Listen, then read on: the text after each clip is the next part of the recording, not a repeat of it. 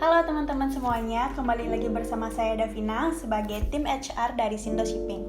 Pada kesempatan kali ini di Sintok edisi ke-8, kita akan membahas mengenai apa sih pentingnya coaching and counseling di sebuah perusahaan.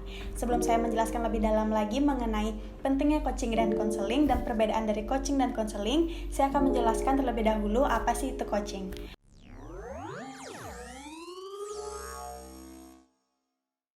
Coaching dilakukan perusahaan untuk memberikan arahan dan memberikan gambaran mengenai garis besar kepada karyawan mengenai apa sih perusahaan itu. Nah, coaching ini dilakukan bertujuan untuk memberikan gambaran secara garis besar dan memberikan deskripsi pekerjaan kepada karyawan sehingga karyawan bisa menjalankan tugasnya dengan baik sampai mencapai tujuan yang telah ditetapkan. Sedangkan konseling merupakan proses pemberian dukungan untuk karyawan yang memiliki masalah, terutama bagi karyawan yang memiliki masalah pribadi, baik itu yang ditimbulkan di dalam dirinya sendiri ataupun yang ditimbulkan akibat lingkungan kerja yang kurang nyaman, yang tentunya akan berdampak terhadap kinerja karyawan tersebut yang tidak dapat mencapai tujuan yang telah ditetapkan oleh perusahaan. Dia tadi gambaran secara umum mengenai coaching dan counseling. Supaya teman-teman di rumah lebih tahu lagi mengenai perbedaan dari coaching dan counseling, saya jelaskan lebih dalam lagi mengenai perbedaan dari coaching dan counseling.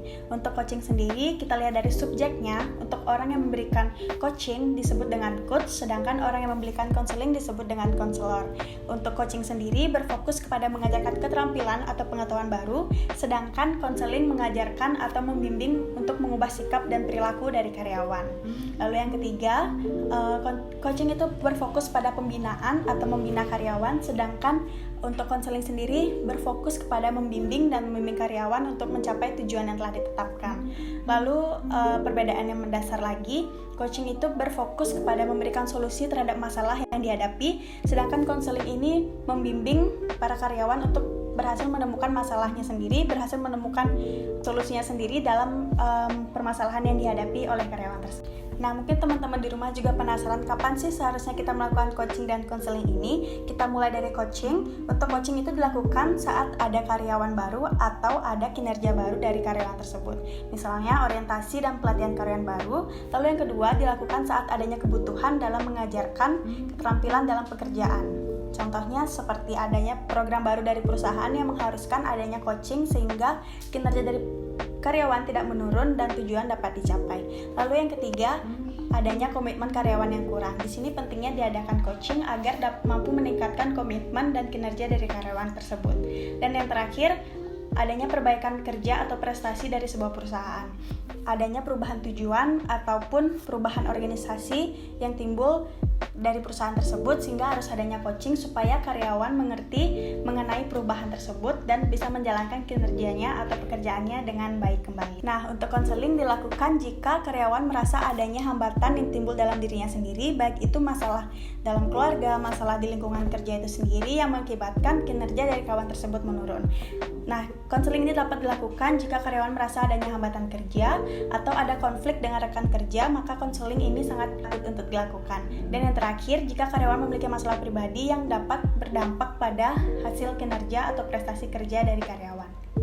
Nah, dalam proses coaching dan counseling tidak dapat dipungkiri adanya hambatan yang mungkin terjadi dalam pelaksanaannya.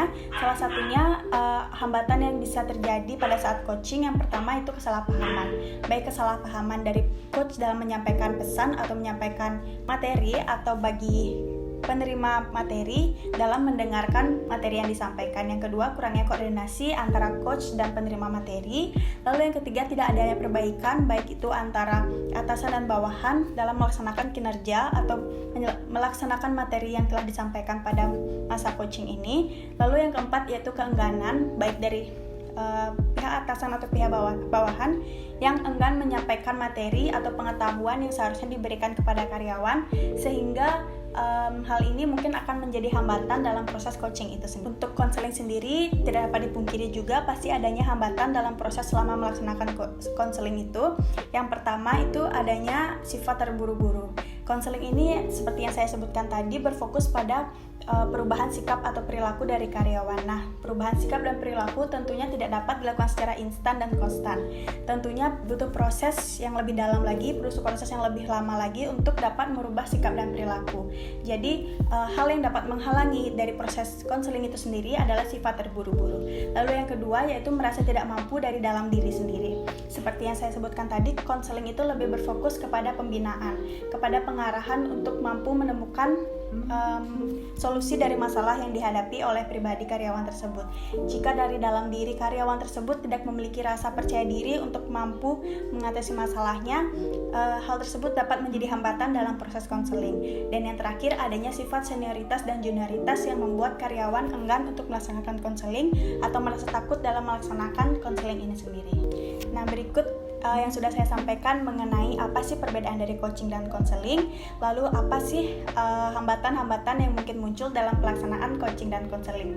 Yang terakhir saya ingin sampaikan mengenai pentingnya coaching dan konseling dalam perusahaan. Yang pertama, meningkatkan kualitas dan kuantitas kerja, meningkatkan kualitas sumber daya manusia dalam perusahaan itu sendiri, meningkatkan kemampuan karyawan dalam mencapai prestasinya, dan yang terakhir memperkaya hasil kerja karyawan sehingga dapat mencapai prestasi dan mencapai tujuan yang telah ditetapkan oleh perusahaan. Oke, itu dia tadi sharing saya mengenai pentingnya coaching dan konseling dalam perusahaan. Buat kalian semua, jangan lupa like dan subscribe channel ini karena di next video kita akan bahas mengenai Sindo Shipping lebih dalam lagi dan membahas mengenai hal-hal menarik lainnya. Dan buat kalian semua, jangan lupa cek website kami di sindoshipping.com dan follow Instagram kami di Sindo Shipping. Semoga sharing saya dan video ini dapat bermanfaat bagi kalian. See you on the next video.